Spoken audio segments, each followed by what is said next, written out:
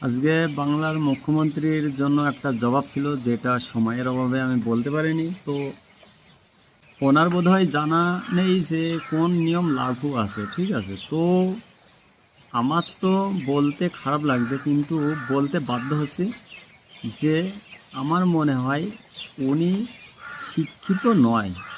উনি যদি শিক্ষিত হতেন তাহলে ওনার জানা থাকতো যে ভারতের সেনাবাহিনী, ফায়ার ব্রিগেড, অ্যাম্বুলেন্স, এই সমস্ত এমার্জেন্সি জিনিসগুলো নামানোর ক্ষমতা ভারতের কোনো ডিপার্টমেন্টের নেই।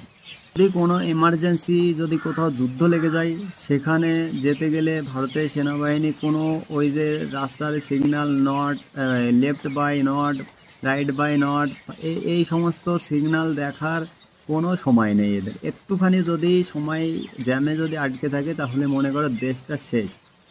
আর ফায়ার ব্রিগেড যদি 1 সেকেন্ড লেট করে, মনে করো সেই জায়গাটা, পুরো এলাকাটা ধ্বংস।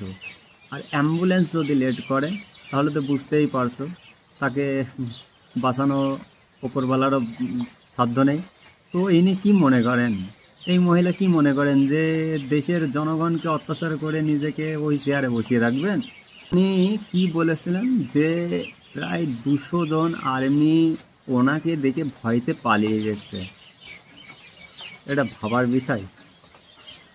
তো উনি কি একবারও আর্মি ট্রেনিংয়ে এসে দেখেছেন যে জওয়ানরা কীভাবে ট্রেনিং করে 11 মাস?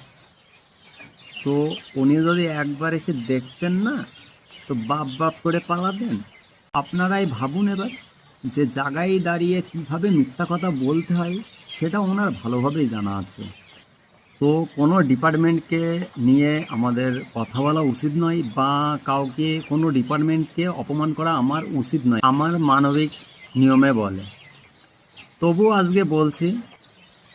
আজকে বলছি যে ভারতের সেনাবাহিনী আপনার রাজ্যের পুলিশদের মতো কেনা গোলাম নয়। তো আপনি কি মনে করেছেন যে আপনি সেনাবাহিনীদের মানে পোশাক গোলাম মনে করেছেন, যে আপনি বলবেন চা এনে দিতে চা এনে দেবে, আপনার ব্যক্তিগত পার্সোনাল কাজ করিয়ে নেবেন? ভারতের সেনাবাহিনী আপনার কেনা গোলাম নয়, আপনার রাজ্যের পুলিশদের মতো। ভারতের সেনাবাহিনী তাদের গোলাম যেসব 150 কোটি মানুষের জন্য ভারতের সেনাবাহিনী ঘর পরিবার ছেড়ে দিয়ে দেশের শেষ সীমান্তে ঢাল হয়ে দাঁড়িয়ে আছে, বুক চিতিয়ে। তো ভারতের সেনাবাহিনী এখানে যখন বুক চিতিয়ে ঢাল হয়ে দাঁড়িয়ে থাকতে পারে, তো আপনাকে দেখে রাস্তা থেকে পালিয়ে যাবে, এটা আপনার ধারণা হতে পারে।